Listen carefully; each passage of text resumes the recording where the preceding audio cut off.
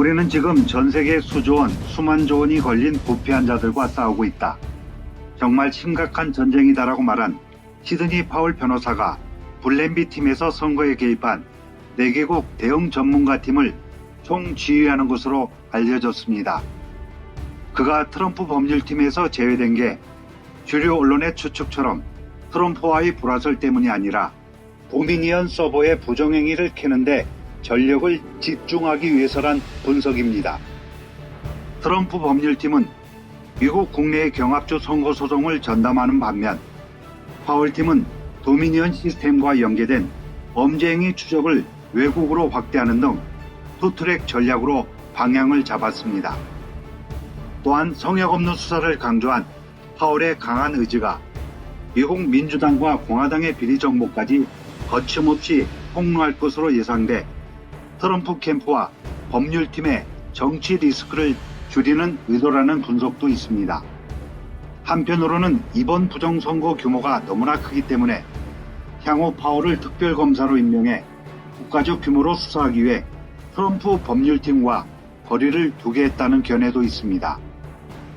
22일 지니우스에 따르면 파월은 이미 수천 명의 자원 변호사 중 최고의 멤버로 꾸린 플랜비팀에서 대선 부정 문제를 파헤치며 전열을 가다듬고 있습니다.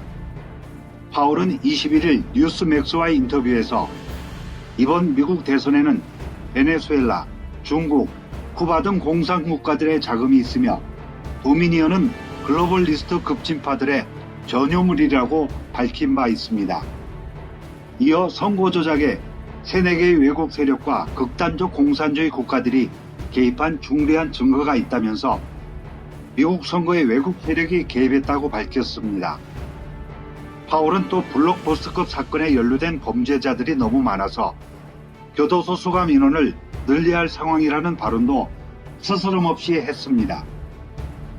2018년 트럼프 대통령이 서명한 행정명령에 따르면 트럼프는 외세의 선거 개입으로 미국 안보와 외교 정책이 비정상적으로 위협받을 때 국가 비상사태를 선포할 수 있습니다.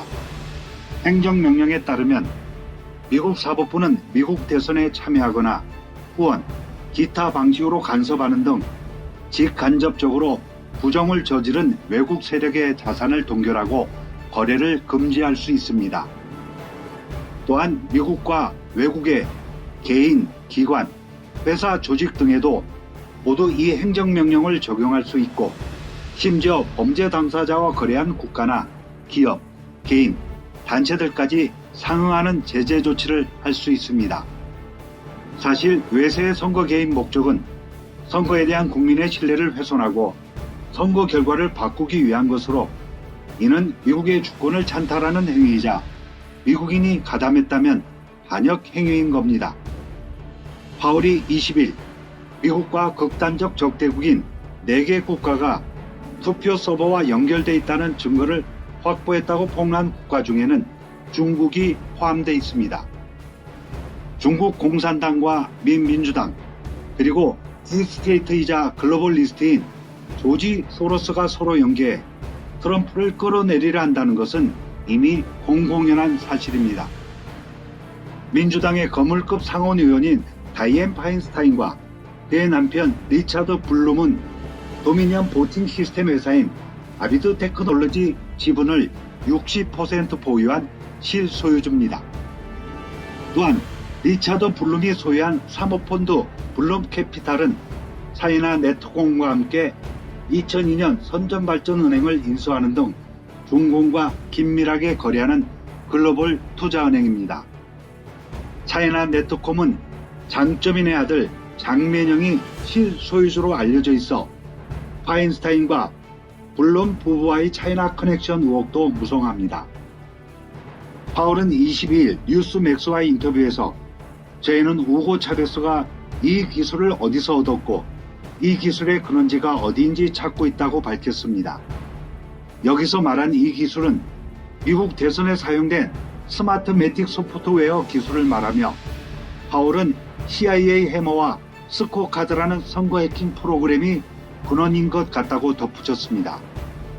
그러면서 2016년 민주당은 그 사기 투표기인 도미니언 시스템을 같은 당인 버니 샌더스에게 사용하기도 했다고 폭로해 도미니언과 관련된 미국 정치인들을 긴장시켰습니다.